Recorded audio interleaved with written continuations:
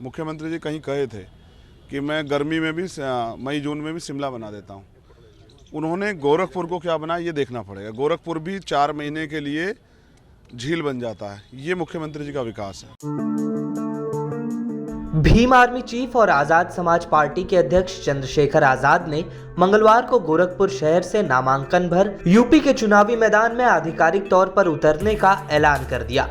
चंद्रशेखर आजाद इस सीट से उत्तर प्रदेश के मुख्यमंत्री योगी आदित्यनाथ को चुनौती देने उतरे हैं।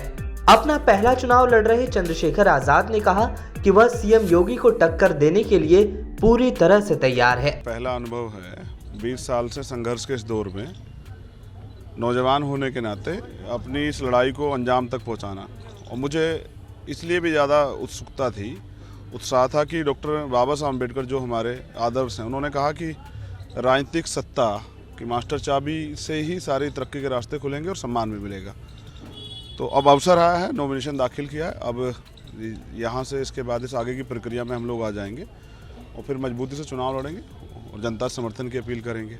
कितनी उम्मीद है गोरखपुर की जनता, क्योंकि इसको योगी का गढ़ कहा जाता है? ये गढ़ किस लोकतंत्र में नहीं होता है, राजतंत्र में होता है। यहीं से हमने बहुत सारे लोग हारते हुए देखे हैं। जब मैंने पहले भी कई बार कहा, आज भी फिर उसको कोट कर रहा हूँ। TN सिंह मुख्यमंत्री रहते हारे, प्राइम मिनिस्टर इंदिरा गांधी रहते हुए हारी।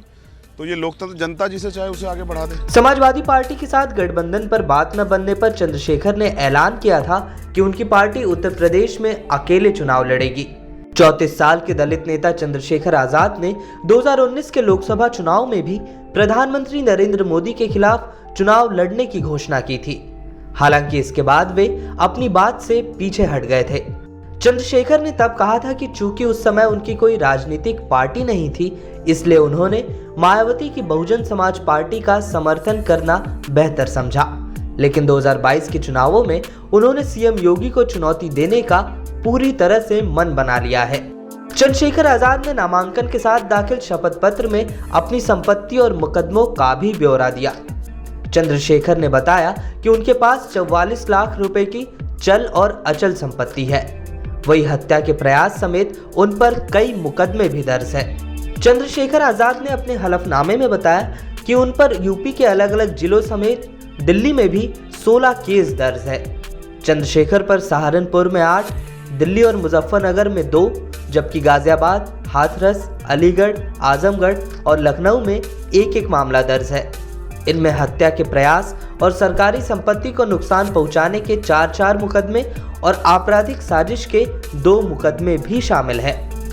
चंद्रशेखर आजाद के मुताबिक उनकी पत्नी और परिवार के नाम पर कुल 44 लाख रुपए की चल अचल संपत्ति है। इनमें 26 लाख रुपए की चल और 17 लाख रुपए की अचल संपत्ति है।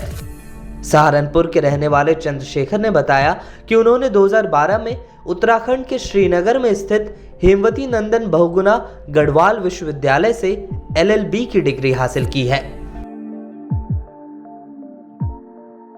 इस वीडियो में फिलहाल के लिए बस इतना ही। देश दुनिया की तमाम खबरों के लिए बने रहिए लोकमत हिंदी के साथ।